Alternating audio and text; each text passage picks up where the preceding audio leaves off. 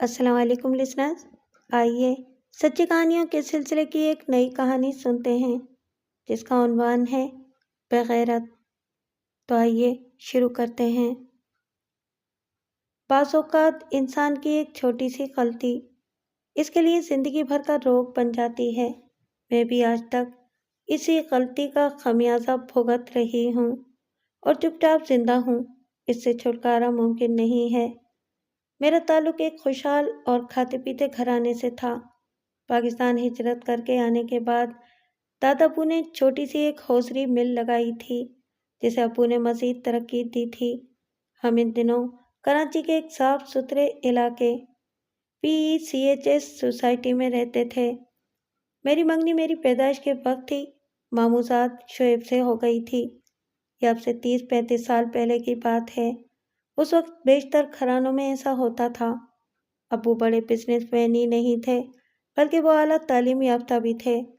उन्होंने मामू जान से कहा, भाई साहब, ये बचपन की मंगनी और ठीक रहे की मांग वगैरह पुराने ज़माने की फरसुदा बातें हैं। मैं इन बातों को नहीं मानता। हाँ, अगर वक्त आने पर शोएब बेटा मेरे और मेरी बेटी के मयार पर पूरा उतरा तो मैं वादा करता हूँ कि इस रिश्ते पर पहला हक आप ही का होगा। मामू जान मायूस हो गए। वो यूं भी अब्बू से मरूब थे कि किसी भी तौर अब्बू के हम पल्ला नहीं थे। वो किसी सरकारी महकमे में हेड क्लर्क थे और जहांगीर रोड के सरकारी क्वार्टर में रहा करते थे। इनके बरक्स हमारे घर में दौलत की रेल पेल थी और इस दौर में जब किसी के पास मोटरसाइकिल होना भी बड़ी बात समझी जाती थी। हमारे घर में दो गाड़ियां थीं। एक गाड़ी अब्बू और दादा अब्बू के लिए और दूसरी अम्मी के लिए। अम्मी भी पढ़ी लिखी थीं। इस दौर में औरतें बहुत कम ड्राइविंग करती थीं, वरना मुझे यकीन है कि अम्मी भी अपनी गाड़ी खुद ही ड्राइव करती। अब्बू ने इनके लिए एक ड्राइवर रख दिया था। अम्मी कभी कभार ही कहीं जाती थीं। यूं वो ड्राइवर बैठे बैठे खाता था या बहुत हुआ तो गाड़ियां धोकर चमका दी और इन पर पॉलिश कर दी। बात हो रही थी मेरे रिश्ते की। मामू जान को इस बात का बहुत सदमा था कि अब्बू ने इस रिश्ते से साफ इनकार कर दिया। यह भी एक तरह से इनकार ही तो था। वो बेचारे बहुत दिल गिरफ्तार हो गए थे और हमारे घर आना जाना भी बहुत कम कर दिया था। इन्हीं दिनों मेरी पहली सालगिरह आ गई। मैं अब्बू की सबसे पहली औलाद थी। वो मुझे टूट कर चाहते थे। मेरी सालगिरह भी उन्होंने बहुत धूमधाम से मनाने का फैसला किया। एक हफ्ते पहले से वो मेहमानों की लिस्ट बनाने लगे। इनका अपना हल्का बहुत बड़ा था। इनके दोस्तों में ज़्यादातर बिजनेसमैन और सनतकार शामिल थे। इनके अलावा हमारे रिश्तेदार भी थे। अब्बू ने दूरों नज़दीक के तमाम रिश्तेदारों को इस तकरीब में मदऊ किया था। मामू जान ने मसरूफियत का बहाना करके आने से माजरत कर ली। मंजूर को ऐसी क्या मसरूफियत है? दादा अब्बू ने अब्बू से पूछा। अब्बू, ये बात तो आपको मंजूर भाई ही बता सकेंगे, अब्बू ने कहा। इसके घर में टेलीफोन भी नहीं है। तुम ऐसा करो, ड्राइवर को भेजकर इसे यहीं बुलवा लो, दादा अब्बू ने कहा। 1 घंटे बाद मामू जान दादा अब्बू के पास पहुंच गए। जी अब्बू, उन्होंने पूछा, आपने मुझे बुलवाया है? कोई ख़ास बात है? मुझे ये बताओ कि तुम्हें ऐसी क्या मसरूफियत आ पड़ी है कि तुमने मरियम की सालगिरह में आने से इनकार कर दिया? दादा अब्बू ने पूछा। अब्बू, दरअसल आजकल दफ्तर में काम बहुत है। बहुत सा काम इल्तवा में पड़ा हुआ है। मुझे रात के 12-12 बजे तक दफ्तर में काम करना पड़ता है। मामू जान ने नजरें झुकाकर कहा। तुम्हें वहां से एक दिन की भी छुट्टी नहीं मिल सकती? दादा अब्बू ने पूछा। छुट्टी मिल तो सकती है और मैं मिल सकती तो ज़रूर शिरकत करता, मामू जान ने कहा। तुम्हारा डायरेक्टर कौन है? दादा अब्बू ने अचानक पूछा। वो अंडर सेक्रेटरी हैं समद खान साहब, मामू जान ने कहा। समद को फ़ोन मिलाओ, दादा अब्बू ने टेलीफोन इनकी तरफ खिसकाते हुए कहा। मैं इससे बात करता हूँ। मामू जान घबरा गए और जल्दी से बोले, अब्बू, मैं खुद ही इनसे बात कर लूँगा। इतने से काम के लिए आप इन्हें क्यों ज़हमत दे रहे हैं? मामू जान खासे खुददार और बाउसूल शख्स थे। अब्बू इन्हें पसंद करते थे। وہ سمجھ گئے کہ ماموں جان کیوں روٹھے ہوئے ہیں۔ خیر، وہ بحالت مجبوری میری سالگرہ میں شریک ہوئے۔ کیک کٹنے کے فوراً بعد ابو نے اعلان کیا، میں منظور کی خواہش پر اپنی بیٹی مریم کا رشتہ ان کے بیٹے شعیب سے طے کرتا ہوں۔ ابو کی بات سن کر ماموں جان کا چہرہ کھل اٹھا۔ لیکن ابو نے کہا، میں رجعت پسند اور فرسودہ خیالات کا قائل نہیں ہوں، اور بچوں پر اپنی مرضی ٹھوسنے کا بھی مجھے بالکل شوق نہیں ہے۔ اس رشتے کے سلسلے میں میری ایک شرط ہے۔ ماموں جان نے تشویش سے ابو کی طرف دیکھا۔ تمام مہمان بھی پرتجسس انداز میں ابو کو دیکھ رہے تھے۔ کیسی شرط؟ ماموں جان نے پوچھا۔ میٹرک کے بعد مریم کی رائے معلوم کی جائے گی۔ میرا خیال ہے کہ اس وقت تک لڑکیاں خاصی سمجھدار ہو جاتی ہیں کہ وہ اپنی پسند اور ناپسند کا اظہار کر سکیں۔ شعیب تو اس وقت مزید سمجھدار ہو چکا ہوگا۔ اگر ان دونوں ہی نے ایک دوسرے کو پسند کیا تو میری طرف سے یہ رشتہ ابھی اور اسی وقت سے پکا سمجھیں۔ یعنی دونوں بچوں کی رضامندی ضروری ہے؟ میری بڑی پھپھو نے کہا۔ ظاہر ہے پسندیدگی بھی دو طرفہ ہوتی ہے، ابو مسکرائے۔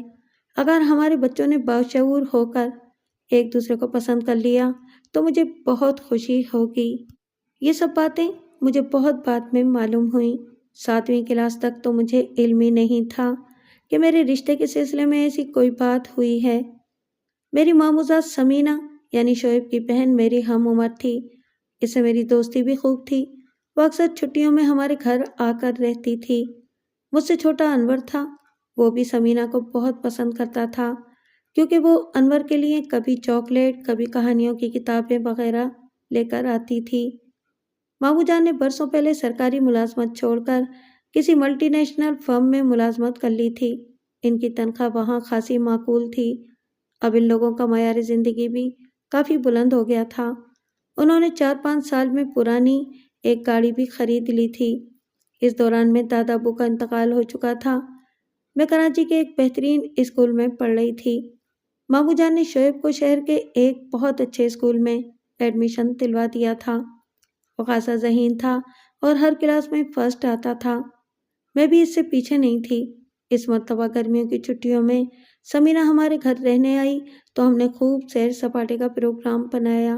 کبھی ہل پارک، کبھی کلری جھیل، کبھی ساحل سمندر پر۔ ہم سمندر کی لہروں سے کھیل رہے تھے۔ میرے دونوں بھائی مجھ سے کچھ فاصلے پر ریت کے گھروندے بنا رہے تھے اور ہمارا ڈرائیور دور بیٹھا ہماری نگرانی کر رہا تھا۔ اچانک سمینہ نے پوچھا، مریم، تجھے شعیب بھائی کیسے لگتے ہیں؟ واٹ ڈو یو مین بھائی کیسے لگتے ہیں؟ میں نے حیرت سے پوچھا۔ اتنی حیران کیوں ہو رہی ہے؟ سمینہ ہنس کر بولی، میں نے یہی تو پوچھا ہے نا کہ تمہیں شعیب بھائی کیسے لگتے ہیں؟ اچھے ہیں، ذہین ہیں، اسمارٹ ہیں، اور میں نے ہنستے ہوئے کہا، مزید جو خوبیاں ہیں وہ تم میری طرف سے شامل کر لو۔ اس کا مطلب ہے کہ شعیب بھائی تمہیں اچھے لگتے ہیں؟ آف کورس، وہ مجھے اچھے لگتے ہیں۔ کیا تجھے اچھے نہیں لگتے؟ مجھے اچھے کیوں نہیں لگیں گے؟ سمینہ مسکرائی، میرے تو وہ بھائی ہیں۔ میرے بھی تو بھائی ہیں، میں نے کہا۔ بدھو، ان کے ساتھ تیری منگنی ہو چکی ہے، سمینہ نے کہا۔ یہ کیا بکواس ہے؟ میں نے کہا۔ یہ بکواس نہیں ہے مریم، سمینہ سنجیدہ ہو گئی۔ مجھے بھی یہ بات کچھ دن پہلے ہی معلوم ہوئی ہے۔ دیکھو سمینہ، بہت مذاق ہو گیا، میں نے بھوم بنا کر کہا۔ میں مذاق نہیں کر رہی ہوں، سمینہ نے کہا، میں نے خود سنا ہے امی اور ابو سے۔ ان لوگوں نے تجھے بتایا ہے؟ ان لوگوں نے مجھے نہیں بتایا، سمینہ نے میری بات کاٹ دی۔ وہ تو آپس میں باتیں کر رہے تھے، میں نے تو بس اتفاق سے ان کی باتیں سن لی۔ سمینہ واقعی مجھے سنجیدہ لگ رہی تھی۔ اچھا، تو نے کیا سنا؟ میرا تجسس بھی بڑھتا جا رہا تھا۔ ابو امی سے کچھ کہہ رہے تھے کہ اب ہمیں صفدر بھائی سے بات کرنا چاہیے۔ مریم بھی سمجھدار ہو چکی ہے اور شعیب بھی، ان کی یہی تو شرط تھی۔ یہ برسوں پرانی بات ہے، امی نے کہا۔ اب تو ابو بھی زندہ نہیں ہے۔ صفدر بھائی اور ہماری حیثیت میں زمین آسمان کا فرق ہے۔ وہ، تم کیسی باتیں کر رہی ہو؟ ابو نے کہا۔ صفدر بھائی نے بھری محفل میں इस मंगनी का ऐलान किया था। अबू जिंदा नहीं है तो क्या हुआ? खानदान का हर फर्द इस मंगनी का गवाह है। ठीक है, फिर मैं मुनासिब मौका देकर भाई साहब से बात करूंगी। और अब्बू की शर्त क्या थी? मैंने पूछा। इसका मुझे इल्म नहीं, समीना ने कहा, लेकिन ये बात तो तय है कि तेरी मंगनी शोएब भाई से हो चुकी है। इस दिन समीना ने मुझे अजीब उलझन में डाल दिया। मेरी मंगनी अगर शोएब से हो चुकी है तो अम्मी ने मुझे क्यों नहीं बताया?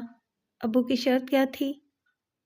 शोएब मुझे भी अच्छा लगता था, लेकिन मैंने कभी इस नज़र से उसे नहीं देखा था। वो खूबरू था, ज़हीन था, जामा ज़ेब था और किसी भी लड़की का आइडियल हो सकता था। मैंने इस पहलू से गौर किया तो शोएब मुझे बहुत अपना अपना सा लगा। वो बहुत सोबर लड़का था, आम लड़कों की तरह छिछोरा नहीं था। मुझे इसकी यही बात पसंद थी।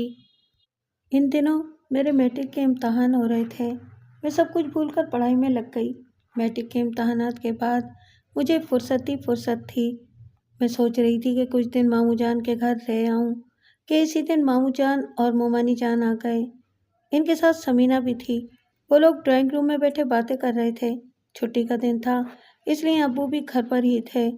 थोड़ी देर बाद समीना हंसती हुई मेरे कमरे में आई और बोली, आज अम्मी और अब्बू तेरे रिश्ते के लिए आए हैं। मुझे अभी अभी इन लोगों से तफसील मालूम हुई है। तेरी मंगनी तो तेरी पहली सालगिरह ही को हो गई थी, लेकिन फूफा जान की शर्त थी कि अगर जवान होने पर बच्चों ने भी एक दूसरे को पसंद किया तो मेरी तरफ से ये रिश्ता पक्का समझो। वो मुस्कुराकर मेरे नज़दीक आ बैठी और बोली, अब आप बताएं, आप इस रिश्ते पर राजी हैं भाभी? इसके भाभी कहने से मैं पूरी तरह शर्मा गई और बोली, मेरी मर्जी को छोड़ो, पहले तो शोएब मैं भाई कहते कहते रुक गई। शोएब से तो बात कर ले। तुम हाँ करोगी तो मैं इनसे बात करूंगी ना, समीना ने कहा। नहीं, पहले तू शोएब से बात कर, मैंने संजीदगी से कहा। मैं नहीं चाहती थी कि मैं रजामंदी का इजहार कर दूं और शोएब इनकार कर दे। मुझे अपनी तौहीन किसी भी कीमत पर गवारा नहीं थी। तुम भी बिल्कुल ही पैदल हो अकल से, समीना मुंह बनाकर बोली। अम्मी शोएब भाई से बात करने के बाद ही यहाँ आई हैं। शोएब भाई तो इस रिश्ते पर रजामंद हैं। कोई बज़ौक़ ही होगा जो तुझ जैसी खूबसूरत लड़की के रिश्ते को ठुकराएगा। अगर शोएब रजामंद हो तो मेरी तरफ से भी हाँ समझो, मैंने सर झुकाकर अटकते हुए कहा। मैं फूफा जान और फूफो को ये खुशखबरी सुना दूं। समीना ये कहकर हवा के झोंके की तरह कमरे से बाहर निकल गई। इन लोगों के जाने के बाद अम्मी ने मुझे बुलाया और पूछा, मरियम, हम तुम्हारी शादी शोएब से करना चाह रहे हैं, तुम्हें कोई एतराज़ तो नहीं है? अम्मी, आप लोग मेरे लिए जो भी फैसला करेंगे वो मेरे हक में बेहतर होगा। दूसरे हफ्ते शोएब से मेरी बात पक्की हो गई, लेकिन इसके साथ ही मुझ पर पाबंदी भी लग गई थी कि अब तुम शोएब के सामने नहीं आओगी। अब से 30 साल पहले ऐसा ही होता था। अब तो मंगनी होते ही लड़कियां अपने मंगेतरों के साथ बिला रोक टोक घूमती फिरती हैं और इन पर कोई एतराज़ भी नहीं करता।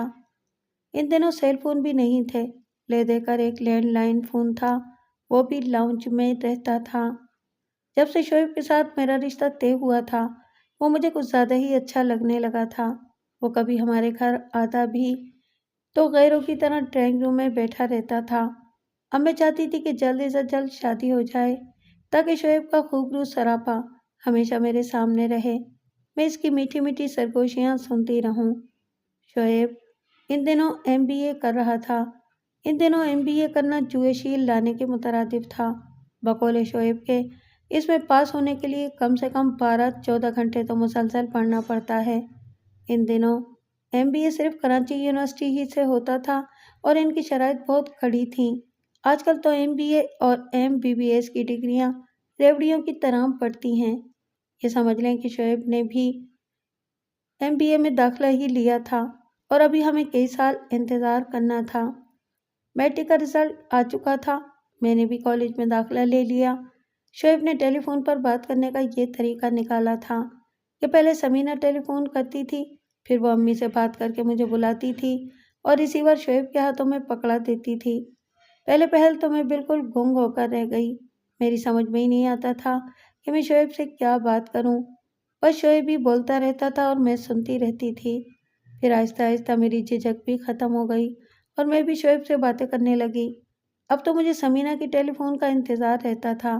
وہ اگر کبھی اپنے طور پر بھی امی کو کال کرتی تھی تو میں جھپٹ کر امی سے ریسیور لے لیا کرتی تھی۔ میری آواز سن کر وہ کہتی، اٹینشن پلیز، اس وقت آپ کی بات اپنے ان سے نہیں ہو سکتی، وہ اس وقت موجود نہیں ہے، میں نے تو پھپھو کو ٹیلی فون کیا تھا۔ میں مایوس ہو کر ریسیور کے ریڈل پر پٹک دیتی۔ جو دن گزر رہے تھے میرا عشق بڑھتا ہی جا رہا تھا۔ مجھے کبھی کبھی ابو پر بھی غصہ آتا تھا، کیسے دقیانوسی خیالات کے مالک ہیں، اعلیٰ تعلیم یافتہ ہیں لیکن ابھی تک صدیوں پرانی اس رسم سے چمٹے ہوئے ہیں کہ لڑکی اور لڑکا شادی سے پہلے ایک دوسرے سے نہیں مل سکتے۔ میری کئی دوستوں کی منگنیاں ہو چکی تھیں، وہ سبھی اعلیٰ طبقے سے تعلق رکھتی تھیں۔ وہ اکثر اپنے منگیتروں کا احوال سناتی تھیں کہ لاسٹ ویکینڈ پر تو ہم نے خوب انجوائے کیا۔ میں اپنے منگیتر کے ساتھ لانگ ڈرائیو پر گئی تھی، اس نے مجھے ڈھیروں ساری شاپنگ کرائی، ہم نے باہر ڈنر بھی کیا اور رات کو 11 بجے اس نے مجھے گھر ڈراپ کر دیا۔ میری ایک دوست رینا تو اپنے منگیتر کے ساتھ سنگاپور کا چکر بھی لگا چکی تھی۔ ان لوگوں نے وہاں پورے ایک ہفتے قیام کیا تھا۔ ایک میں تھی کہ اپنے منگیتر سے بات کرنے کو بھی ترستی تھی۔ اس مشکل کا حل بھی مجھے شعیب نے بتایا۔ سمینہ ایک دن ایک ٹیلی فون سیٹ لے آئی اور بولی، مریم تم یہ سیٹ اپنے بیڈ روم میں لگا لو، یہاں ٹیلی فون پوائنٹ تو موجود ہے۔ اچھا، میں نے طنزیہ لہجے میں کہا، اس سے کیا ہوگا؟ اس سے ہوگا یہ کہ تم رات کو جی بھر کے شعیب بھائی سے باتیں کر سکو گی۔ کیوں؟ انہوں نے مجھے کوئی دوسرا ٹیلی فون لگوا دیا ہے کیا؟ میں نے جھنجھلا کر کہا۔ پہلے میری پوری بات تو سن لو، سمینہ نے کہا۔ رات کو 11 بجے کے بعد تم باہر والے ٹیلی فون کا پلگ نکال دینا اور اپنے سیٹ کا پلگ لگا لینا، پھر جو بھی کال آئے گی وہ ڈائریکٹ تمہارے ٹیلی فون پر آئے گی، باہر گھنٹی بجے گی ہی نہیں، تم ہمارے نمبر پر خود بھی کال کر سکتی ہو۔ سمینہ نے مجھے بات کرنے کی راہ سجھائی۔ میں نے اسی رات 11 بجے کے بعد موقع دیکھ کر لاؤنج والے ٹیلی فون سیٹ کا پلگ نکال دیا اور دوسرا سیٹ اپنے بیڈ روم میں لگا لیا۔ میں نے ریسیور اٹھا کر کان سے لگایا تو اس میں کالنگ ٹون کی مخصوص آواز آ رہی تھی۔ اس رات میں نے جی بھر کے شعیب سے باتیں کی، پھر تو یہ ہمارا روز کا معمول ہو گیا۔ رات کو 11 بجے کے بعد میں اپنے کمرے میں بند ہو جاتی اور صبح کے 3 بجے تک شعیب سے باتیں کرنے لگی۔ اب میں اس سے بہت بے تکلف ہو گئی تھی اور اس سے ہر موضوع پر بات کرتی تھی۔ ہمارا بنیادی موضوع تو شادی تھا۔ وہ اکثر ایسی بات بھی کر جاتا تھا جس سے میں شرما کر اسے ٹوک دیتی تھی۔ ایک دن سمینہ ہمارے گھر آئی اور امی سے بولی، پھپھو آج میری ایک دوست زرین کی سالگرہ ہے، اس نے مریم کو بھی بلایا ہے، کیا میں مریم کو لے جاؤں؟ زرین تمہاری دوست ہے بیٹا، اس نے مریم کو کیوں بلایا ہے؟ امی نے کہا۔ وہ مریم کی بھی دوست ہے پھپھو، مریم تو سالگرہ میں جانا چاہتی ہے لیکن آپ سے اجازت لینے کی ہمت نہیں کر پا رہی تھی۔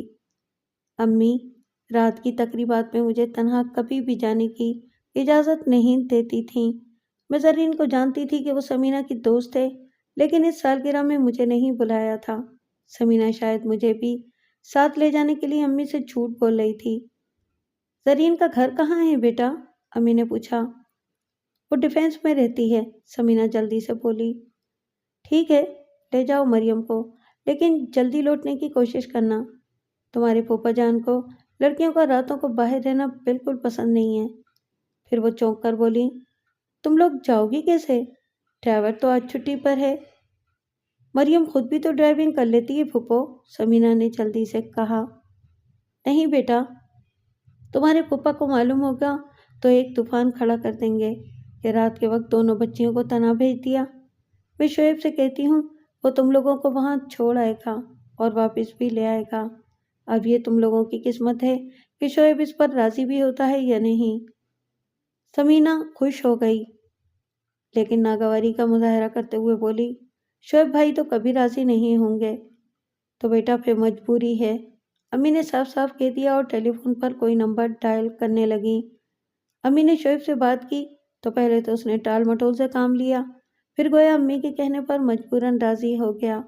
آدھے گھنٹے بعد وہ اپنی گاڑی میں ہمارے گھر پہنچ گیا اور سمینہ سے بولا، जल्दी करो, तुम लोगों को छोड़कर मुझे अपने दोस्त के लेने के लिए एयरपोर्ट भी जाना है। हम जल्दी जल्दी तैयार हुए और शोएब के साथ रवाना हो गए। डिफेंस के इलाके में तो आज भी सन्नाटा होता है। उस जमाने में तो वहाँ हू का आलम रहता था। शोएब ने जिस बंगले के सामने गाड़ी रोकी, उसे देखकर बिल्कुल भी ये नहीं लग रहा था कि यहाँ कोई तकरीब है। बंगले का गेट भी शोएब ने खुद ही खोला और गाड़ी को पोरिश में ले जाने के बाद बंद कर दिया।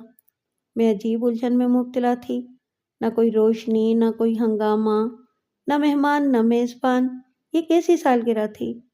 इस वक्त मैं बुरी तरह चौंकी जब शोएब ने अपनी जेब से चाबी निकालकर बंगले का बैरूनी दरवाज़ा खोला और अंदर दाखिल होकर उसने लाइट जलाई।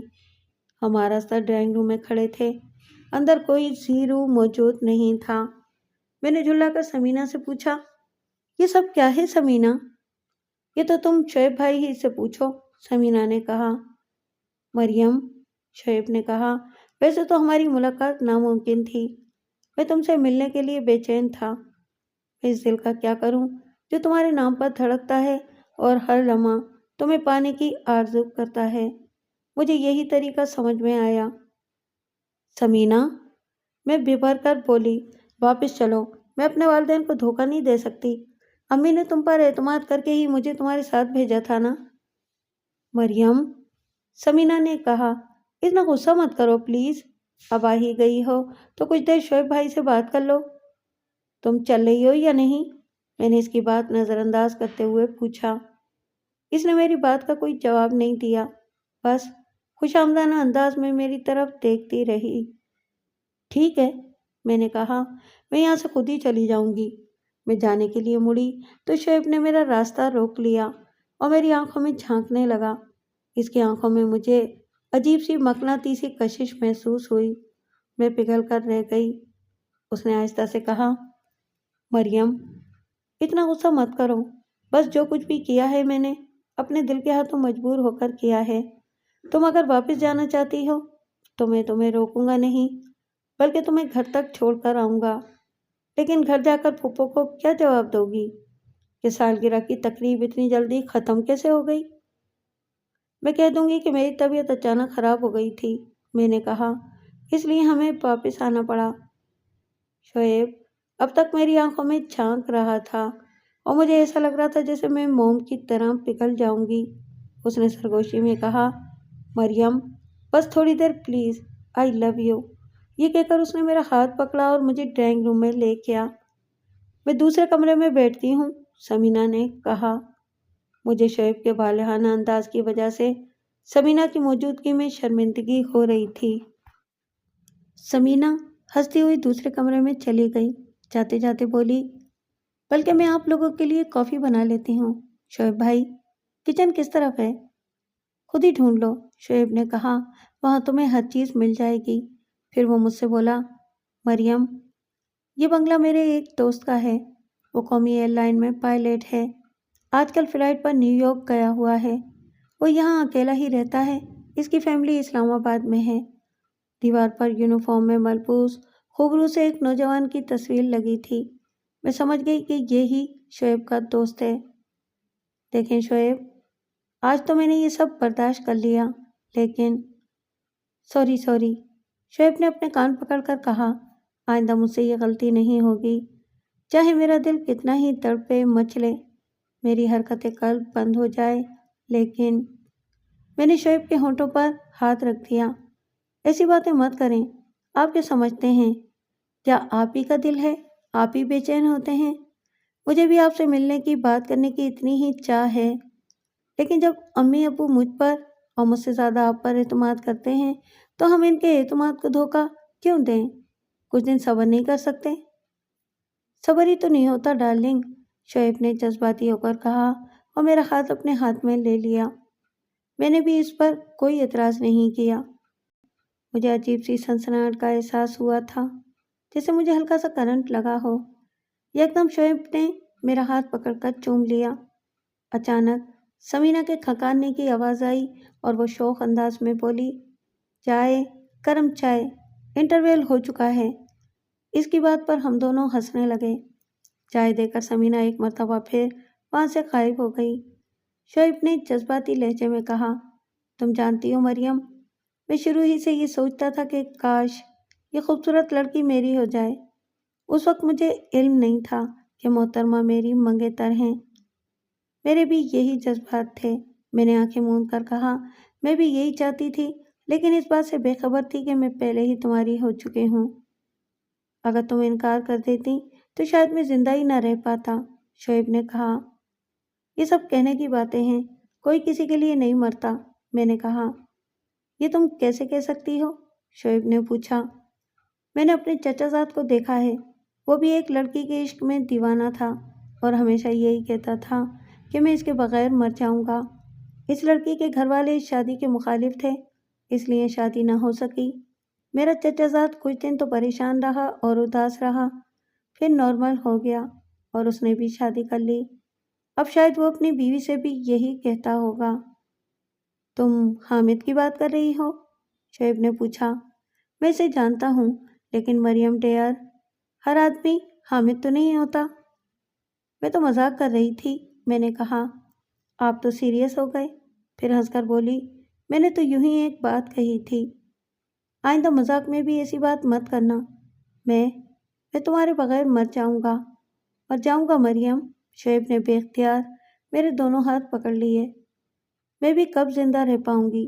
میں بھی سیریس ہو گئی۔ اسی وقت دروازے پر دستک دے کر سمینہ بولی، روم سروس؟ کم آن، میں نے ہنس کر کہا، لیکن یہ کیا؟ تم تو خالی ہاتھ آئی ہو۔ تو تمہارا کیا خیال ہے میں یہاں بیٹھ کر آپ لوگوں کے لیے ڈنر تیار کرتی؟ پھر وہ چیک کر بولی، شعیب بھائی، ابھی تو ہمارے پاس بہت وقت ہے، اب آ ہی گئے ہیں تو ہمیں کسی اچھی جگہ پر ڈنر بھی کرا دیں۔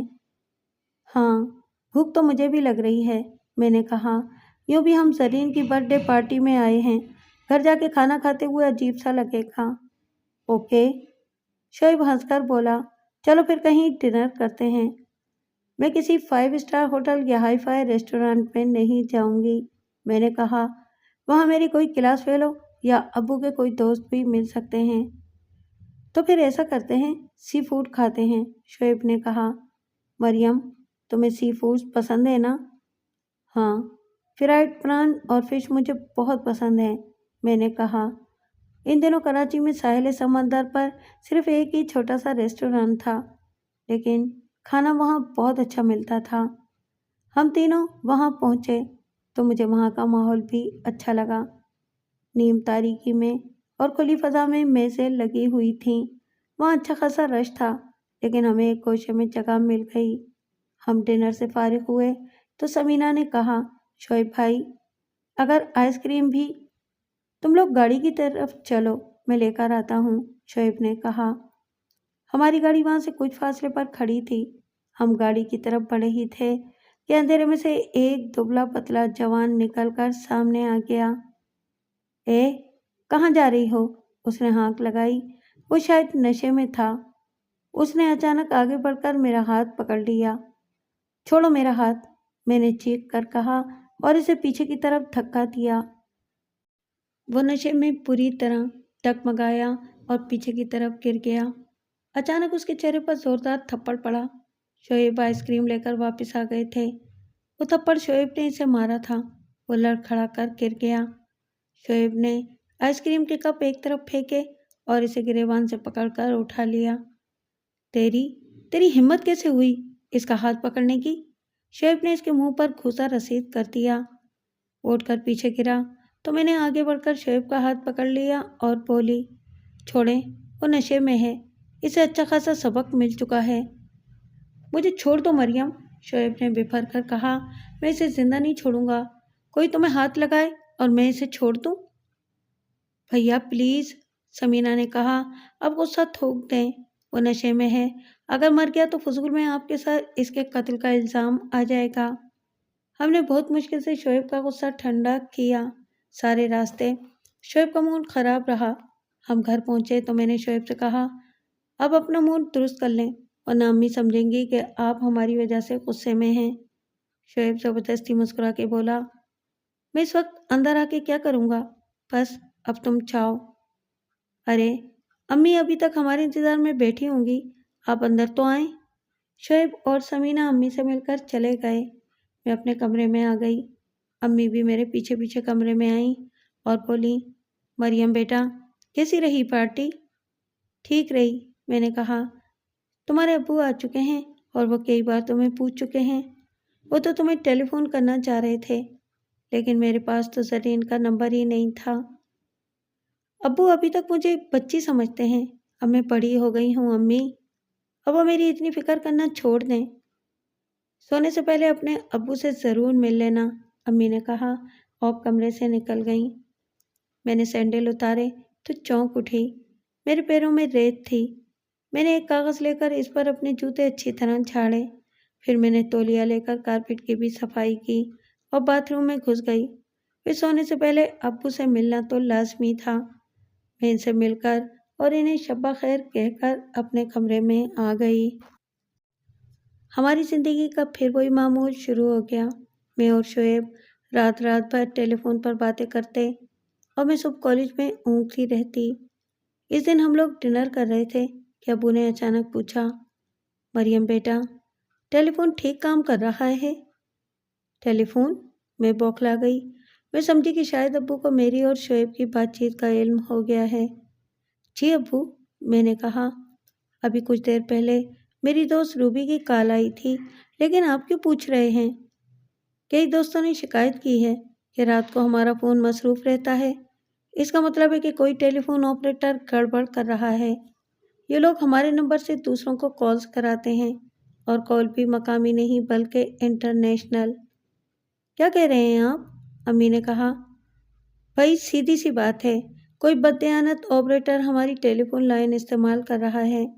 بہت سے لوگ لاہور، راولپنڈی وغیرہ کالز کرتے ہیں، بہت سے لوگ بیرون ملک بھی کالز کرتے ہیں۔ یہ بددیانت آپریٹر اس کے لیے ہماری لائن استعمال کرتے ہیں۔ وہ کال کرنے والوں سے بھی خوب پیسے بٹورتے ہیں، لیکن اس کا بل ہمیں ادا کرنا پڑتا ہے، ورنہ رات بھر لائن انگیج ہونے کا کیا سوال ہے؟ ٹیلی فون تو اکثر دن میں بھی ڈیڈ رہتا ہے، امی نے کہا۔ میں بہرحال اس کی شکایت کروں گا، ابو نے کہا۔ میں نظریں جھکائے ان کی باتیں سنتی رہی۔ ٹیلی فون تو میری وجہ سے انگیج ہوتا تھا۔ مجھے یہ پہلے بھی سوچنا چاہیے تھا کہ اس دوران میں ابو کی کوئی ضروری کال بھی آ سکتی ہے، کوئی ایمرجنسی بھی ہو سکتی ہے۔ اس رات میں نے تمام صورتحال شعیب کو بتائی اور اس سے کہا، اب میں زیادہ دیر تک بات نہیں کر سکوں گی۔ لیکن مریم، پھر وہ کچھ کہتے کہتے رہ گیا۔ پھر کیا؟ میں نے پوچھا۔ کوئی دوسرا راستہ ہے آپ کی نظر میں؟ ایسا نہیں ہو سکتا کہ ہم ہفتے میں 2-3 دن بات کر لیں اور… نہیں، میں نے کہا، یہ بھی ممکن نہیں ہے۔ ابو ٹیلی فون ڈپارٹمنٹ کے اعلیٰ افسران سے شکایت کریں گے، پھر بات بڑھ جائے گی۔ کچھ بھی نہیں ہوگا مریم، شعیب نے کہا، تم فضول میں خوفزدہ ہو۔ ایسی نہ جانے کتنی شکایتیں وہاں پڑی ہوئی ہیں، اور یہ آپ کی بھول ہے، میں نے کہا۔ گزشتہ دنوں ابو کے ایک دوست کے ٹیلی فون کا بل بہت زیادہ آ گیا تھا۔ انہوں نے ڈپارٹمنٹ کے ایکسین اور دوسرے اعلیٰ افسران سے بات کی تو ان کا ٹیلی فون آبزرویشن پر لگا لیا گیا اور ایک ہی مہینے میں چور پکڑے گئے۔ کیا آپ چاہتے ہیں کہ ہمارا ٹیلی فون بھی آبزرویشن پر لگے؟ اچھا، ابھی تو موڈ خراب مت کرو، بعد میں بیٹھ کر اس مسئلے پر بھی غور کر لیں گے، لیکن اس وقت میں زیادہ بات نہیں کر سکتی ہوں۔ خدا حافظ۔ بات تو سنو مریم، شعیب نے کہا، میں کل دن میں کسی بھی وقت کال کروں گا۔ ہاں، جیسے ہم پہلے بات کیا کرتے تھے، میں نے کہا اور سلسلہ منقطع کر دیا۔ شعیب تو اس مسئلے کو سیریس نہیں لے رہا تھا، لیکن مجھے اندازہ تھا کہ ابو کے کتنے تعلقات ہیں۔ پھر کئی دن یوں ہی گزر گئے۔ شعیب کی کال آئی نہ سمینہ کی۔ میں نے شعیب سے زیادہ دیر بات نہ کرنے کا عہد تو کر لیا تھا، لیکن اس کی طرف سے تو مکمل خاموشی تھی۔ کئی دفعہ میرے دل میں آئی کہ میں خود کال کروں، لیکن ہر مرتبہ میری انا آڑے آ گئی۔ مجھے غصہ تو اس بات پر تھا کہ شعیب تو رہا ایک طرف، سمینہ بھی کال نہیں کر رہی تھی۔ میں نے سب کچھ بھول کر پڑھائی میں مصروف ہونے کی کوشش کی، لیکن اس میں بھی کامیاب نہیں ہوئی۔ جب بھی صفحہ کھولتی، شعیب کا چہرہ آنکھوں کے سامنے آ جاتا۔ وہ شاید میرے صبر کو آزما رہا تھا۔ ایک دن ٹیلی فون کی گھنٹی بجی تو ہماری ملازمہ نفیسہ نے ریسیور اٹھایا اور بولی، ہیلو، کس سے بات کریں گی؟ آپ کون ہیں بی بی؟ سمینہ بی بی۔ السلام علیکم۔ نفیسہ نے میری طرف دیکھا اور پھر امی سے بولی، بیگم صاحبہ سمینہ بی بی کا ٹیلی فون ہے۔ اس نے ٹیلی فون سیٹ اٹھا کر نزدیک رکھ دیا۔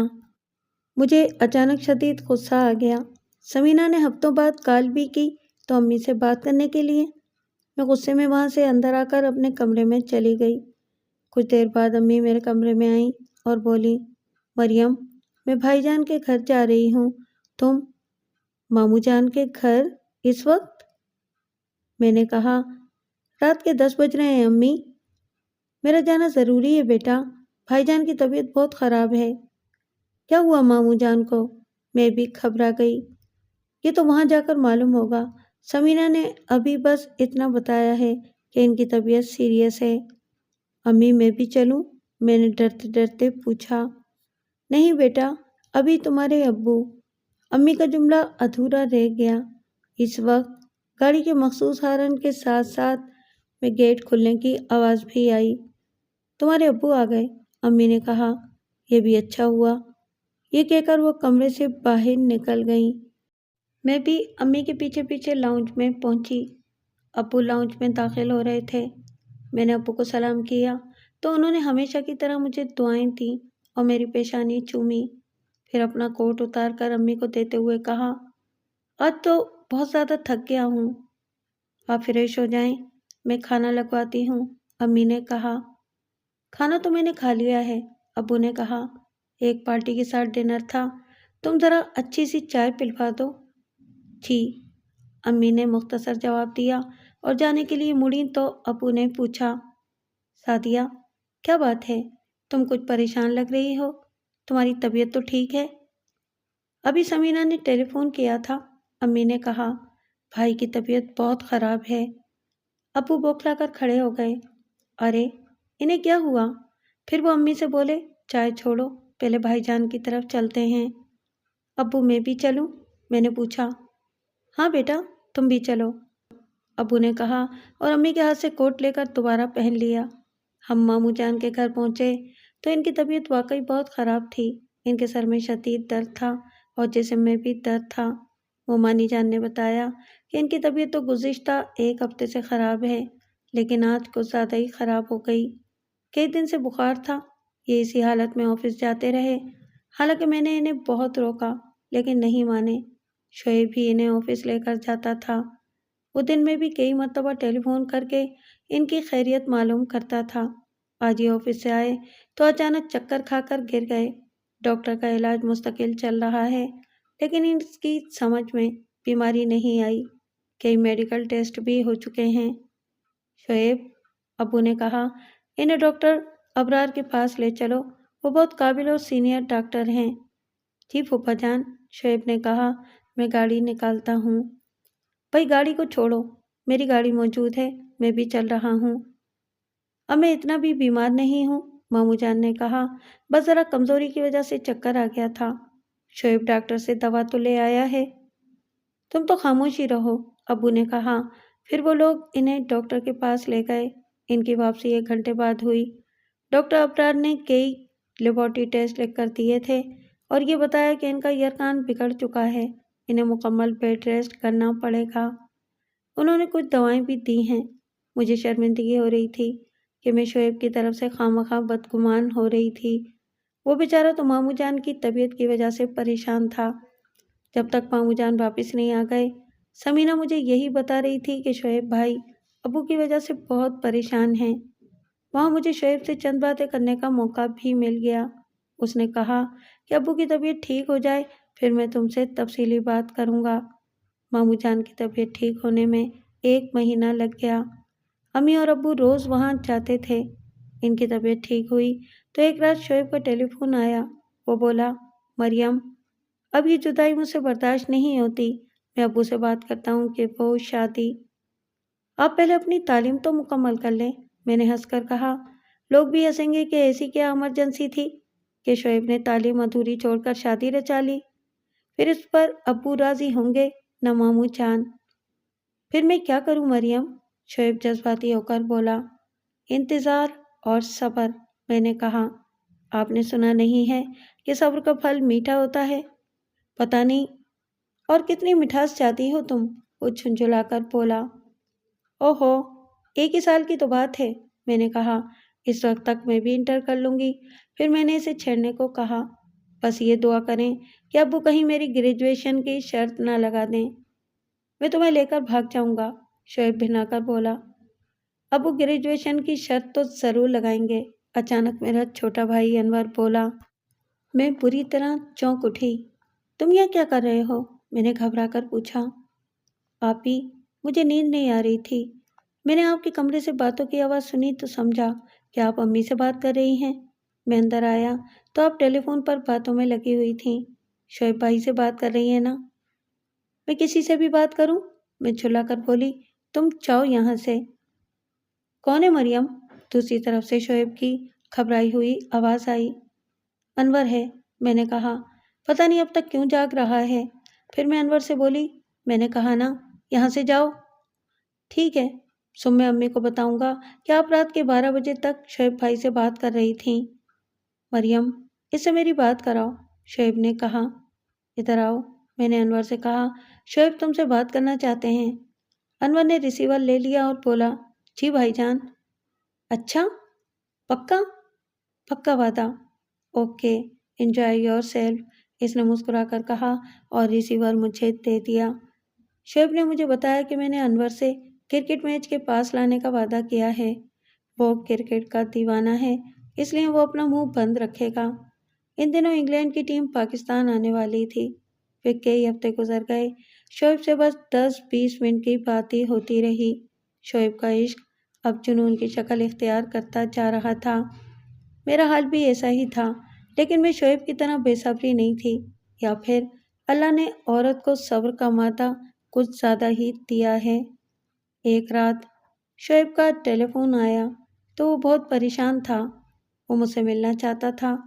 कहने लगा, मरियम, बस एक दफ़ा मुझसे मिल लो प्लीज़, सिर्फ एक दफ़ा, वरना मुझसे इम्तहान की तैयारी नहीं हो पाएगी और हमारी मंजिल मज़ीद दूर हो जाएगी। लेकिन शोएब, एक दफ़ा मिलने से क्या होगा? मैंने कहा। मेरे दिल को सुकून मिलेगा, मुझे करार आ जाएगा और मैं अपनी पढ़ाई पर तवज्जो दे सकूँगा, वरना फेल हो जाऊँगा मरियम। लेकिन शोएब, ये कैसे मुमकिन है? मैंने कहा। मैं तुमसे कैसे मिल सकती हूँ? मुझे ड्राइवर कॉलेज छोड़ने जाता है और वही वापस भी लाता है। वो इतना उसूल पसंद है कि अगर मैं वापसी पर कुछ शॉपिंग भी करना चाहूँ तो साफ इनकार कर देता है और कहता है कि मुझे साहब का ऑर्डर नहीं है, आप पहले घर चलो, फिर बेगम साहिबा बोलेगी तो हम तुमको ले जाएगा। कुछ करो मरियम, प्लीज़ कुछ करो, मैं तुम्हें देखने को तरस रहा हूँ। अच्छा, मैं कुछ सोचती हूँ, मैंने कहा। मैं कल आपको बताऊँगी। कल क्यों? आज क्यों नहीं? शोएब झुंझुलाया। मुझे कोई बहाना सोचने का मौका तो दें, मैंने कहा। फिर मुझे मौका मिल ही गया।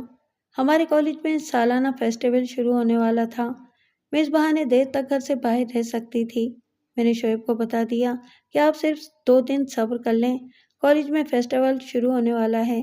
मैं इस दौरान में आपसे मिल लूँगी। जिस दिन मैंने शोएब से मिलने का वादा किया था, उस दिन मेरा ज़मीर मुझे मलामत कर रहा था कि मैं अपने वालिदैन के एतमाद का खून कर रही हूँ। लेकिन मैंने ये सोचकर खुद को बहला लिया कि शोएब कोई गैर तो नहीं, मेरा मंगेतर है। इससे मिलने में कोई बुराई भी नहीं है, बस मुझे थोड़ा सा झूठी तो बोलना पड़ेगा। मैं तैयार होकर घर से निकलने लगी तो अम्मी से बोली, अम्मी, आज मुझे वापसी में कुछ देर हो जाएगी। कॉलेज में एनुअल फेस्टिवल हो रहा है। मैंने भी तकरीरी मुकाबले में हिस्सा लिया है। कब तक वापसी होगी तुम्हारी? अम्मी ने पूछा। अम्मी, शायद 5 बज जाएं। मैं कॉलेज से आपको टेलीफोन कर दूंगी, आप ड्राइवर को भेज दीजिएगा। अम्मी मुतमईन हो गई। वो कॉलेज के सालाना फेस्टिवल का पम्फलेट देख चुकी थीं। उन्होंने ड्राइवर से भी यही कहा कि मरियम को वापस लाने के लिए मुझसे पूछ लेना, आज इसे कुछ देर हो जाएगी। ठीक है बेगम साहब, ड्राइवर ने मोदबाना लहजे में कहा। वो मुझे कॉलेज के गेट पर उतारने के बाद उस वक्त तक वापस नहीं जाता था जब तक मैं कॉलेज में दाखिल न हो जाती। इसे दिखाने के लिए मैं गेट के अंदर दाखिल हो गई। कॉलेज के बड़े सिलान में पंडाल लगा हुआ था और लड़कियां वहां मुख्तलिफ प्रोग्राम्स की तैयारी में मसरूफ़ थीं। मैंने कुछ देर इंतज़ार किया, फिर जब मुझे यकीन हो गया कि ड्राइवर चला गया होगा तो मैं वापसी के लिए मुड़ी। उसी वक्त पीछे से मुझे किसी ने आवाज़ दी, मरियम। मैं चौंक कर मुड़ी। वो रूबी थी। वो तेज़ी से मेरे नज़दीक पहुंची और बोली, कहाँ जा रही हो? मुझे कुछ शॉपिंग करना है, मैंने इसे बताया। वैसे तो मौका मिलता नहीं है, आज तो कॉलेज में पढ़ाई भी नहीं होगी, मैं बस अभी आई, चुटकी बजाकर मैंने कहा। तुम जाओगी कैसे? रूबी ने पूछा। तुम में भी अपनी डैडी की आदतें आ गई हैं। इसके डैडी पुलिस में डीआईजी थे। हाँ तो क्या तुम्हारी आदतें आएंगी? इसने हंसकर कहा। जाओ, मगर जल्दी आना, मैं अकेली बोर हो रही हूँ। मैं इससे जान छुड़ाकर बाहर निकली। इससे कुछ بعید नहीं था कि वो भी मेरे साथ शॉपिंग करने चल देती। वो मुझसे बहुत बेतकल्लुफ़ थी। मैं कई दफ़ा इसके घर भी जा चुकी थी।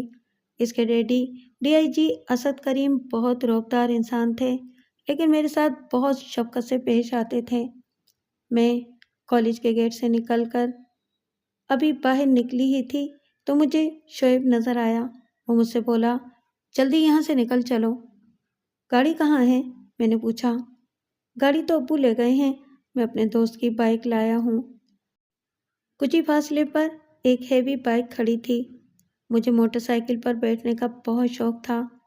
शोएब की बाइक देखकर मैं खुश हो गई। उसने बाइक स्टार्ट की तो मैं उछलकर पिछली नशिस्त पर बैठ गई। थोड़ी देर में बाइक हवा से बातें करने लगी। मैं तो बाइक पर बैठकर इतनी मगन थी कि मुझे ये भी मालूम नहीं हुआ कि शोएब कहाँ जा रहा है, क्योंकि तो उस वक्त जब वो शेरशाह से आगे निकल गया। कहाँ जा रहे हैं आप? मैंने पूछा। यार, शहर में तो कहीं सुकून से बैठकर बात नहीं कर सकते थे। मैंने सोचा कि सी साइड पर चलते हैं, वहाँ रश भी कम होता है। आज तो छुट्टी का दिन भी नहीं है, इसलिए वहाँ आने वाले बराए नाम होंगे।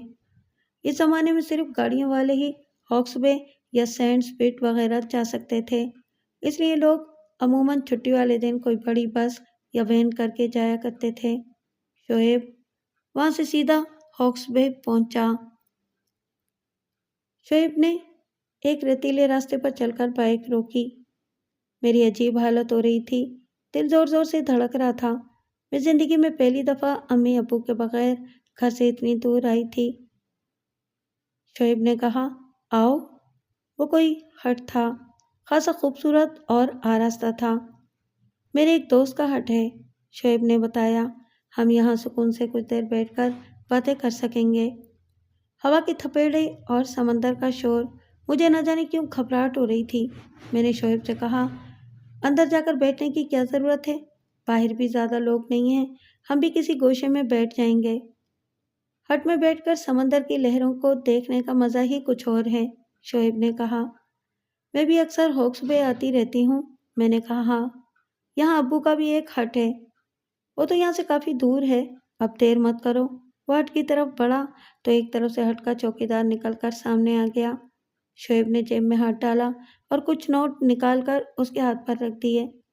चौकीदार ने हट का दरवाज़ा खोल दिया और बोला, साहब, ज़्यादा देर मत करना, बस 1 घंटा। हाँ हाँ ठीक है, शोएब ने कहा। तुम जाओ, और सुनो, यहाँ पीने का पानी तो है ना?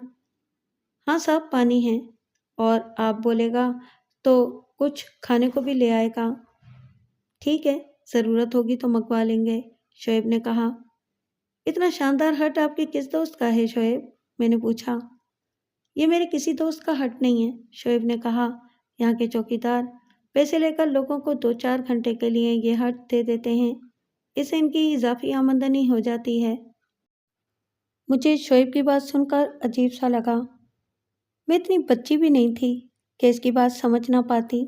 यहाँ वही लोग आते होंगे जिन्हें तन्हाई की ज़रूरत होती होगी। चौकीदार हमें भी वैसा ही समझ रहा होगा कि हम भी इसी मकसद के लिए हट में आए हैं। मुझे शोएब पर शदीद गुस्सा आया, लेकिन अब आ तो गई ही थी। हट में एक बहुत शानदार बेडरूम भी था। किसी शौकीन मिजाज का हट होगा, मैंने सोचा। शोएब मुझे बेडरूम में ले गया और बोला, आराम से बैठो मरियम, अब हमें यहाँ कोई डिस्टर्ब नहीं करेगा। फिर वो हंसकर बोला, तुमसे बहुत सी बातें करनी हैं, इतने महीनों की बातें उधार हैं तुम पर। इसने अचानक मेरा हाथ पकड़कर इसे चूम लिया। मेरे जिस्म में सनसनी दौड़ गई। मैंने हाथ छुड़ाना चाहा, लेकिन उसने कहा, अब तो यह हाथ मैं कभी भी नहीं छोड़ूंगा। वो वक्त अभी आया नहीं है, मैंने हंसकर कहा। तुम मुझसे इतनी दूर क्यों बैठी हो मरियम? शोएब ने कहा और उठकर मेरे नज़दीक बेड पर बैठ गया। मैं इससे कुछ कहने ही वाली थी कि अचानक दरवाजे पर जोरदार दस्तक हुई। मैं बुरी तरह उछल पड़ी। शोएब भी कुछ खौफज़दा नज़र आ रहा था। फिर बोला, ये चौकीदार भी बिल्कुल जाहिल है, इसे दस्तक देने का सलीका भी नहीं है। दस्तक दोबारा ज़्यादा ज़ोर से दी गई। शोएब ने दरवाज़ा खोला तो पुलिस के सिपाहियों को देखकर मेरा ऊपर का सांस ऊपर और नीचे का नीचे रह गया। हश्के भाई हश्के, एक सिपाही बोला। ओए, इधर तो मौजा हो रही हैं। का क्या मतलब? शोएब हकलाया। ओए, इश्क तू कर रहा है और मतलब हमसे पूछता है? सिपाही ने उखड़पन से कहा, कहाँ से लाया है लड़की को? तमीज़ से बात करो, शोएब ने कहा, लेकिन इसका लहजा खोखला था। तमीज़ तो तुझे इंस्पेक्टर साहब सिखाएंगे। सिपाही भोंडी आवाज़ में हंसा, फिर मेरी तरफ देखकर बोला, वैसे लड़की है बहुत खूबसूरत। तुम ये क्या कह रहे हो? मैंने चीख कर कहा। आराम से बीवी, आराम से, सिपाही ने तहकीरामेज़ लहजे में कहा। तुझे इतना ही ख्याल था तो यहाँ रंगरलियाँ मनाने क्यों आई थी? सुनो, शोएब ने आहिस्ता से कहा, यह लड़की बहुत बड़े ख़ानदान की है। इसने जेब में हाथ डालकर कुछ नोट निकाले और सिपाही की तरफ बढ़ाए। ये रख लो। ओए, रिश्वत देता है? सिपाही तुर्क लहजे में बोला, पुलिस को रिश्वत देता है? अगर कम है तो ये भी रख लो। शोएब ने 100 के कई नोट निकालकर उसके हाथ में रख दिए। इस दौर में 100 रुपये की भी बहुत अहमियत होती थी। सिपाही ने वो नोट अपनी जेब में रख लिए, लेकिन इसी वक्त खुरान शक्ल का एक इंस्पेक्टर हट में दाखिल हुआ और बोला, ओए होए, यहाँ तो फिल्मी सीन चल रहा था। सर जी शरीफ लोग हैं, सिपाही ने कहा, इन्हें जाने दें। ओए, शरीफ हैं तो यहाँ क्या इबादत करने आए थे? फिर वो नागवारी से बोला, और तू क्या इनका मामा लगता है क्या, जो इनकी सिफारिश कर रहा है? चलो मेरे साथ, इंस्पेक्टर ने कहा और शोएब का कॉलर पीछे से पकड़ लिया। चल बाहर निकल। फिर वो मुझसे बोला, तू भी आजा बीबी, तुझे इतना ही शौक है तो हम क्या मर गए हैं क्या? वो हम दोनों को बाहर लाया और बोला, हमारी मोबाइल यहाँ से दूर है, तुम लोगों को कुछ दूर पैदल चलना पड़ेगा। ऐसा करें, आप मेरी मोटरसाइकिल पर चलें, शोएब ने कहा, 3 आदमी भी बैठ सकते हैं। पुलिस इंस्पेक्टर शायद इस ख्याल से राज़ी हो गया कि इसे मेरे साथ चिपक कर बैठने का मौका मिलेगा। इसकी आंखों में हविस नाच रही थी। मेरी समझ में नहीं आ रहा था कि शोएब करना क्या चाह रहा है। इसने बाइक स्टार्ट की और इसे गियर में डालकर वहाँ से खफा हो गया। ओए, पकड़ो इसे, इंस्पेक्टर चीखा। शोएब इतनी देर में सड़क तक पहुँच चुका था। सिपाही इसके पीछे दौड़े, लेकिन वो तो बंदूक से निकली हुई गोली की तरह वहाँ से रवाना हो गया। मेरी आंखों के सामने अंधेरा छा गया। मुझे शोएब से ये उम्मीद तो हरगिज़ नहीं थी कि वो मुझे इन औबाश लोगों के हवाले करके भाग जाएगा। फिर मैंने ये सोचकर दिल को तसल्ली देने की कोशिश की कि मुमकिन है शोएब किसी को टेलीफोन करे। चलो हीरोइन, इंस्पेक्टर भिन्ना कर बोला, अंदर चल, तेरा दोस्त तो तुझे छोड़कर भाग गया। इसने अचानक मेरा हाथ पकड़ लिया और मुझे हट की तरफ खींचा। मेरा हाथ छोड़ो, मैंने बिफर कर कहा। अंदर चल, उसने फिर मुझे खींचा और हट के अंदर ले आया। सुनो, मैंने लहजा बदल कर कहा, तुम जितने पैसे मांगोगे मैं दूंगी। मैंने कहा, मुझे यहाँ से जाने दो। अच्छा, इसने अच्छा कहकर कहा, बहुत पैसा है तेरे पास? हाँ, मेरे पास बहुत पैसा है, तुम जितना कहोगे मैं दूंगी। 10,000, 20,000, 30,000। इंस्पेक्टर का मुंह हैरत से खुला रह गया। सो लड़की, वो बोला, तेरे पास इतना पैसा है तो तू यहाँ क्या करने आई थी? वो मेरा मंगेतर था, मैंने गुलूगीर लहजे में कहा। ओए, मंगेतर था तो शादी तक सब्र नहीं कर सकते थे तुम लोग? बाहर तुम्हें और कोई जगह भी नहीं मिली? اور وہ کیسا منگیتر تھا جو تجھے یہاں چھوڑ کر بھاگ گیا؟ وہ کسی کو بلانے گیا ہوگا، میں نے کہا۔ وہ اب ادھر کا رخ بھی نہیں کرے گا، انسپکٹر نے کہا۔ ہم بندہ پہچانتے ہیں۔ تمہیں کتنے پیسے چاہیے؟ میں نے پوچھا۔ اس نے دونوں سپاہیوں کی طرف دیکھا اور بولا، اوئے تم لوگ باہر جاؤ۔ وہ دونوں باہر چلے گئے۔ مجھے 50,000 چاہیے، انسپکٹر نے آنکھوں ہی آنکھوں میں مجھے پیتے ہوئے کہا۔ میں دوں گی، میں نے کہا۔ مجھے یہاں سے کسی ایسی جگہ لے چلو جہاں سے میں 50,000 منگوا کر تمہیں دوں گی۔ وہ تو دے گی ہی، انسپکٹر مکاری سے مسکرایا۔ لیکن تجھے ایسے کیسے جانے دوں؟ میں بھی تو آخر انسان ہوں، جذبات رکھتا ہوں۔ اور وہ خاموش ہو کر اپنے ہونٹوں پر زبان پھیرنے لگا۔ پھر اچانک اس نے میرا دوپٹہ کھینچ کر اتار دیا۔ تم کیسے انسان ہو؟ میں بفر کر بولی۔ میں تمہاری بیٹی کی عمر کی ہوں، کیا تم… بیٹی کا نام مت لے۔ اس نے میرا ہاتھ پکڑ کر مجھے بیڈ کی طرف گھسیٹا۔ وہ تیری طرح جذبات سے بے قابو ہو کر پبلک مقامات پر رنگ رلیاں نہیں مناتی، اس نے میرے نزدیک بیٹھتے ہوئے کہا۔ پھر تجھ جیسی حسین لڑکی کو تو کوئی پاگل ہی ایسے جانے دے گا۔ دیکھو مجھے جانے دو، تم نے 50,000 مانگے ہیں، میں تمہیں دینے کو تیار ہوں۔ مجھے جانے دو ورنہ میں شور مچاؤں گی۔ شور مچائے گی؟ انسپکٹر مکرو انداز میں مسکرایا۔ اس نے مجھے دھکا دے کر بیڈ پر گرا دیا۔ میں پوری قوت سے چیخی، بچاؤ بچاؤ، ہیلپ ہیلپ، اور زور سے چیخ۔ انسپکٹر طنزی انداز میں مسکرایا۔ چیخ؟ زور سے چیخ۔ میں پھر چیخی، بچاؤ بچاؤ، کوئی ہے یہاں؟ انسپکٹر زور زور سے ہنسنے لگا اور میرا بازو پکڑنے کی کوشش کی۔ اچانک ہٹ کا دروازہ زوردار آواز کے ساتھ کھلا اور پولیس کا ایک نوجوان افسر اندر داخل ہوا۔ وہ شاید سب انسپکٹر تھا یا پھر اسسٹنٹ سب انسپکٹر۔ کیا ہو رہا ہے یہاں؟ وہ چیخ کر بولا۔ اس کی آواز بہت رعبدار تھی۔ وہ خود بھی بہت شاندار اور نوجوان تھا۔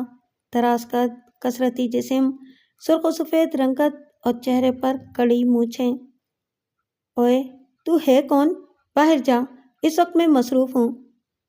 سر، اس لڑکی کو چھوڑ دیں، مراد نے کہا۔ چھوڑ دوں؟ انسپکٹر نے طنزیہ لہجے میں کہا۔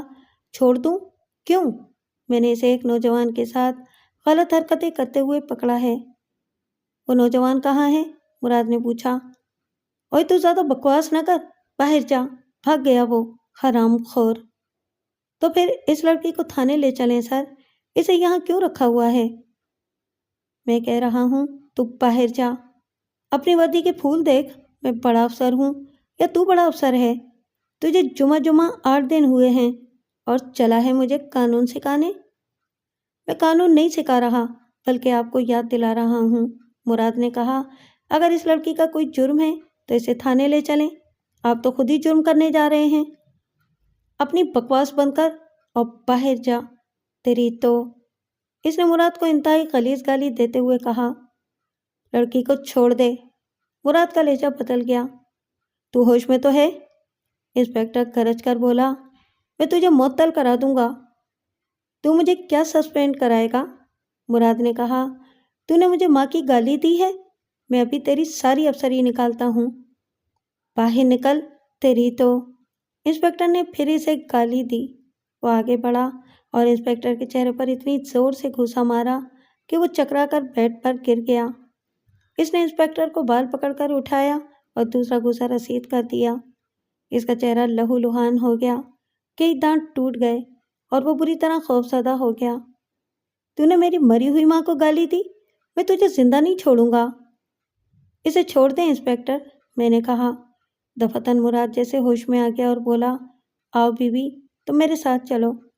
انسپکٹر نے کچھ بولنا چاہا مگر اسے بولا نہ گیا۔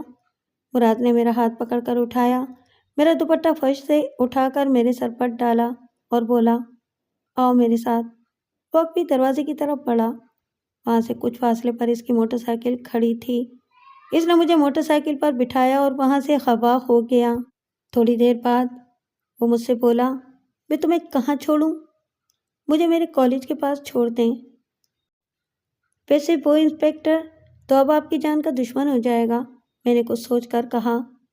تو ہو جائے، وہ بے پرواہی سے بولا۔ میں نے پولیس کی ملازمت کو تو اس وقت ہی لات مار دی تھی، اس کی اتنی ہمت کہ وہ میری ماں کو گالی دے۔ سنیں، آپ کس تھانے میں ہیں؟ یہ تو میں نے اس کو بھی نہیں بتایا۔ ساحل پر تو میں اپنے ایک دوست کی تلاش میں آیا تھا کہ تمہاری چیخیں سن کر ادھر آ گیا۔ آپ تو میرے لیے رحمت کے فرشتے بن کر آئے ہیں۔ اس وقت تک ہم کالج پہنچ چکے تھے۔ اس وقت 3 بجے تھے، ابھی بہت وقت تھا۔ میں کالج میں چلی گئی۔ روبی مجھے دیکھتے ہی میری طرف لپکی اور بولی، تو کیا پوری مارکیٹ خرید رہی تھی کیا؟ اتنی دیر لگا دی، اور لائی کیا ہے؟ روبی، میری بات سن۔ میں نے اسے اعتماد میں لینے کا فیصلہ کر لیا اور اسے سب کچھ تفصیل سے بتا دیا۔ او مائی گاڈ، روبی حیرت سے بولی، تو بال بال بچی ہے مریم۔ وہ انسپکٹر تجھے چھوڑتا نہیں، اور پھر شاید اس کے ماتحت بھی اپنا حصہ مانگتے۔ بکواس مت کر، میں نے اسے چھڑک دیا۔ وہ بیچارہ ASI تو میری وجہ سے مصیبت میں پڑ گیا۔ تو نے کیا نام بتایا تھا اس کا؟ ہاں، مراد۔ میں پتہ کرتی ہوں کہ کس تھانے میں ہے، تو فکر مت کر، میں ڈیڈ سے بات کرتی ہوں۔ تو پہلے تو جا کر اپنا حلیہ درست کر، اپنے پیروں اور کپڑوں وغیرہ سے ریت صاف کر، منہ ہاتھ دھو، پھر گرما گرم چائے پئیں گے اور سموسے کھائیں گے تو شاید کوئی بہتر حل دماغ میں آ ہی جائے گا۔ وہ مجھے بچوں کی طرح بہلا رہی تھی۔ میں منہ ہاتھ دھونے واش روم میں گئی تو اچانک مجھے شعیب کا رویہ یاد کر کے رونا آ گیا۔ وہ بغیرت مجھے ان لوگوں کے حوالے کر کے خود وہاں سے فرار ہو گیا۔ کیا وہ مراد کی طرح ہمت نہیں دکھا سکتا تھا؟ میں بری طرح رونے لگی۔ رو رو کر جب میرا دل کچھ ہلکا ہوا تو میں نے منہ دھویا، پرس سے کنگھا نکال کر بال صحیح کیے۔ اپنے کپڑوں اور پیروں سے ریت تو میں پہلے ہی جھاڑ چکی تھی۔ میں باہر نکلی تو روبی میری منتظر تھی۔ ہم کیفیٹیریا میں پہنچے تو میں نے وہاں سے امی کو ٹیلی فون کیا کہ ڈرائیور کو بھیج دیں۔ مجھے اس وقت کچھ اچھا نہیں لگ رہا تھا۔ میرا دل چاہ رہا تھا کہ میں دھاڑے مار مار کر روؤں۔ شعیب نے میرے ارمانوں کا خون کر دیا تھا۔ میں گھر پہنچی تو امی میرا چہرہ دیکھ کر چونک اٹھیں اور بولیں، مریم، کیا بات ہے؟ تمہارا چہرہ اترا ہوا کیوں ہے؟ میں ان سے لپٹ کر اس بری طرح روئی کہ وہ بھی گھبرا گئیں اور بولی، مریم، اللہ کے واسطے رونا بند کرو اور مجھے بتاؤ کہ کیا بات ہے۔ امی اسکول میں میری ایک دوست تھی صفیہ، میں نے کہا اور آنکھوں سے آنسو پونچھے، آج اس کا انتقال ہو گیا ہے۔ یہ کہہ کر میں پھر بلک بلک کر رونے لگی۔ میں امی کو کیسے بتاتی کہ انتقال تو میرا ہوا تھا، اس دن میں مری تھی۔ صفیہ کے گھر جانا ہے بیٹا؟ امی نے پوچھا۔ نہیں امی، میں نے کہا، وہ تو اسلام آباد میں تھی، اس کے ڈیڈ کا ٹرانسفر ہو گیا تھا۔ صبر کرو بیٹا، امی نے کہا، مجھے اب صبر ہی تو کرنا تھا۔ میں بوجھل قدموں سے اپنے کمرے کی طرف چلی گئی اور وہاں جا کر ایک مرتبہ پھر بلک بلک کر رونے لگی۔ روتے روتے میری نظر ڈریسنگ ٹیبل کے آئینے پر پڑی تو مجھے اب لگا جیسا میرا عکس مجھ سے کہہ رہا ہو، اچھا ہوا مریم، تجھ پر شعیب کی حقیقت وقت سے پہلے ہی کھل گئی۔ کیا تو زندگی بھر ایسے بے غیرت مرد کے ساتھ گزارا کر سکتی تھی؟ لیکن وہ تو کہتا تھا کہ وہ میرے بغیر مر جائے گا، میں نے خود کلامی کی۔ جھوٹ بولتا تھا وہ، میرا عکس بولا۔ جب اس دن ایک شرابی نے نشے میں میرا ہاتھ پکڑ لیا تھا تو شعیب کتنا مشتعل ہو گیا تھا۔ وہ تو کہہ رہا تھا کہ کوئی مجھے ہاتھ بھی لگائے تو میں اس کا خون کر دوں گا۔ بزدل آدمی، وہ شرابی نشے میں چور تھا۔ شعیب جانتا تھا کہ وہ اس کا کچھ نہیں بگاڑ سکتا۔ اس کی جگہ اگر کوئی سچ مچ کا مرد ہوتا، ہوش و حواس میں ہوتا، تو شعیب اسے چھڑانے کی بھی ہمت نہ کرتا۔ کیا تو نے دیکھا نہیں کہ وہ پولیس والوں سے بچ کر فرار ہو گیا؟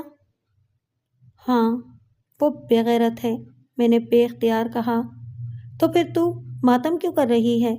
تجھے تو شکر ادا کرنا چاہیے کہ اللہ نے تجھے شعیب سے بچا لیا اور ان درندوں سے بھی۔ ہاں، مجھے افسوس نہیں کرنا چاہیے، میں نے کہا اور اپنے آنسو پونچھ لیے۔ میرا دل جیسے ایک دم ہلکا ہو گیا۔ میں دیر تک نیم گرم پانی سے نہاتی رہی۔ جب نہا کر باہر نکلی تو شدید بھوک کا احساس ہوا۔ میں نے نسیمہ سے کھانا لگانے کو کہا اور پوچھا، امی کہاں ہیں؟ وہ تو اپنے بھائی کے گھر گئی ہیں، نسیمہ نے کہا۔ امی ماموں جان کے گھر گئی ہیں؟ مگر کیوں؟ میں نے پوچھا۔ وہ شاید شعیب صاحب کا ایکسیڈنٹ ہو گیا ہے، وہ اسپتال میں ہیں۔ انہیں زیادہ چوٹیں تو نہیں آئی ہیں، لیکن ایک ہاتھ میں فریکچر ہو گیا ہے۔ وہ مر کیوں نہیں گیا؟ میں نے سوچا۔ میں نے اس مریم کو ختم کر دیا تھا جو شعیب کو چاہتی تھی، اس کی پوجا کرتی تھی۔ امی 2 گھنٹے بعد واپس آئیں تو بہت پریشان تھیں۔ انہوں نے مجھے بتایا کہ شعیب کی بائک کسی گاڑی سے ٹکرا گئی ہے، اس کا بازو فریکچر ہو گیا ہے۔ ویسے تو اسے اتنی شدید چوٹ نہیں لگی ہے۔ تم اسپتال چلی جانا، تمہیں سمینہ نے بلایا ہے۔ اس وقت وہی شعیب کے پاس ہے۔ میں اسپتال پہنچی تو سمینہ روتی ہوئی مجھ سے لپٹ گئی۔ میں نے اسے پوچھا، شعیب کا کیا حال ہے؟ ان کے ہاتھ میں فریکچر ہوا ہے، سمینہ نے کہا۔ اگر خدا نخواستہ وہ گاڑی ان پر چڑھ جاتی تو کیا ہوتا؟ مر جاتا وہ، میں نے دل میں کہا۔ شعیب بھائی تمہیں بلا رہے تھے، سمینہ نے کہا۔ میں شعیب کے کمرے میں داخل ہوئی تو وہ بیڈ پر نیم تراز تھا۔ اس کے ایک ہاتھ میں پلاسٹر چڑھا ہوا تھا۔ وہ مجھے دیکھ کر مسکرایا اور بولا، سوری ڈارلنگ، میں اپنے ایک دوست کے پاس جا رہا تھا کہ میرا ایکسیڈنٹ ہو گیا۔ مجھے ان اوباش پولیس والوں کے چنگل میں چھوڑ کر، میں نے طنزیہ لہجے میں کہا۔ تم وہاں سے بھاگے کیوں؟ وہ ہمیں تھانے لے جاتے، پھر وہ پھوپھا جان اور ابا کو بلاتے اور میں نے آگے بڑھ کر ایک تھپڑ اس کے منہ پر رسید کر دیا۔ بےغیرت، ذلیل، کمینے، بزدل آدمی، تو مجھے وہاں چھوڑ کر فرار ہو گیا؟ تو خود کو مرد کہتا ہے؟ ہجڑے! تمہیں کیا ہو گیا ہے مریم؟ شعیب نے کہا، چونکہ تمہیں اپنی جان سے بڑھ کر۔ میں نے اس کے چہرے پر دوسرا تھپڑ پہلے سے بھی زیادہ طاقت سے مارا اور بولی، بکواس بند کر بےغیرت۔ یہ کہہ کر میں نے اس کے منہ پر تھوک دیا اور باہر نکل آئی۔ پھر میں سمینہ سے بولی، سمینہ میری طبیعت خراب ہو رہی ہے اور میں گھر جا رہی ہوں۔ ہاں ہاں تم گھر جا کر آرام کرو، سمینہ نے کہا۔ وہ سمجھی شاید شعیب کو زخمی دیکھ کر میری ایسی حالت ہو رہی ہے۔ تم کیا بکواس کر رہی ہو مریم؟ امی نے کہا۔ میں اس وقت ان کے کمرے میں بیٹھی تھی۔ تم ہوش میں تو ہو؟ میں ہوش میں ہوں امی، میں نے کہا، بس میں شعیب سے شادی نہیں کروں گی۔ تم جانتی ہو کہ تمہیں اپنی بہو بنانے کے لیے بھائی جان نے کیا کیا جتن کیے ہیں؟ انہوں نے اپنا تن پیٹ کاٹ کر شعیب کو اچھے اسکولوں میں پڑھایا، اسے بہترین تعلیم دلائی تاکہ وہ ہمارے معیار پر پورا اتر سکے۔ لیکن ایسا نہیں ہوا امی، وہ تو انتہائی گھٹیا اور ذلیل آدمی نکلا۔ مریم، امی چیخ کر بولی، شاید تو اس وقت پاگل ہو گئی ہے۔ امی کی آواز سن کر ابو بھی وہاں آ گئے۔ کیوں چیخ رہی ہو؟ ابو نے پوچھا۔ آپ کی لاڈلی فرما رہی ہیں کہ وہ شعیب سے شادی نہیں کریں گی۔ کیا؟ ابو نے حیرت سے کہا۔ اب یہ ممکن نہیں ہے بیٹا، ابو نے کہا۔ میں نے خاندان بھر کے لوگوں کے سامنے تیرے ماموں کو زبان دی ہے۔ لیکن ابو لیکن کچھ نہیں۔ پھر وہ امی سے بولے، سعدیہ، تم اس سے پوچھو کہ اس کے دماغ میں یہ خناس کیوں سمایا ہے؟ اس نے میرا غصہ کبھی دیکھا نہیں ہے، لیکن تم نے تو دیکھا ہے، اسے تم ہی پوچھو۔ یہ کہہ کر ابو کمرے سے باہر نکل گئے۔ اچانک میں نے امی کو سب کچھ سچ سچ بتانے کا فیصلہ کر لیا۔ میری بات سن کر امی کی آنکھیں حیرت سے پھٹی کی پھٹی رہ گئیں۔ شعیب تمہیں وہاں چھوڑ کر بھاگ گیا؟ امی نے حیرت سے پوچھا۔ ہاں امی، میں نے کہا، کاش وہ وہیں رہتا، کاش ہم دونوں مر جاتے، لیکن مجھے اتنی اذیت تو نہ ہوتی جتنی اس کے فرار سے ہوئی۔ ایسے بےغیرت آدمی کو میں اپنا داماد کیسے بنا سکتی ہوں؟ امی نے کہا، چاہے وہ میرے سگے بھائی کا بیٹا ہی کیوں نہ ہو۔ تم فکر مت کرو مریم، اب میں سب سے نمٹ لوں گی۔ وہ انسپیکٹر بھی ابھی موجود ہوگا جس نے تم لوگوں کو پکڑا تھا، اور وہ آفیسر بھی موجود ہے جس نے تمہیں اس انسپیکٹر کے چنگل سے چھڑایا۔ اسی وقت روبی آ گئی۔ اس نے مجھے بتایا کہ میں نے ڈیڈی کو سب کچھ بتا دیا ہے۔ انہوں نے اس انسپیکٹر کو سسپینڈ کر دیا ہے اور اس ASI کو ترقی دے کر سب انسپیکٹر بنا دیا۔ وہ ابھی تک اسی تھانے میں ہے؟ میں نے پوچھا۔ نہیں، اب اس کا ٹرانسفر دوسرے تھانے میں ہو گیا ہے۔ روبی کچھ دیر بیٹھ کر چلی گئی۔ امی نے میرا کام آسان کر دیا۔ انہوں نے سب سے کہہ دیا کہ آج کے بعد میں شعیب کا نام بھی لینا پسند نہیں کروں گی۔ میں نے اس رشتے کو ختم کر دیا۔ اس رشتے کے لیے بھائی جان نے کیا کیا جتن نہ کیے۔ وہ چاہتے تھے کہ مریم ان کی بہو بنے، لیکن ان بیچارے کو بھی کب علم تھا کہ شعیب مریم کے قابل کبھی تھا ہی نہیں۔ شعیب ہمارے گھر آ کر رویا، گڑ گڑایا، لیکن امی کو رحم نہ آیا۔ ابو بھی گویا پتھر کا بت بن گئے تھے۔ میں نے تو اس سے ملنے سے ہی انکار کر دیا۔ وہ روتا ہوا وہاں سے چلا گیا۔ اس واقعے کو لگ بھگ 35 برس گزر چکے ہیں۔ اب میں ایک جوان بیٹے اور 2 جوان بیٹیوں کی ماں ہوں۔ میرے بیٹے نے اس سال CSS کر کے پولیس ڈپارٹمنٹ میں جاب کر لی ہے۔ وہ ASP ہے۔ وہ انشاءاللہ بہت ترقی کرے گا۔ وہ ایک ذہین، محنتی، فرشناس، بہادر اور غیرت مند SSP کا بیٹا ہے۔ جی ہاں، اس کا باپ مراد ہے، وہی مراد جو مجھے ان درندوں کے چنگل سے چھڑا کر لایا تھا۔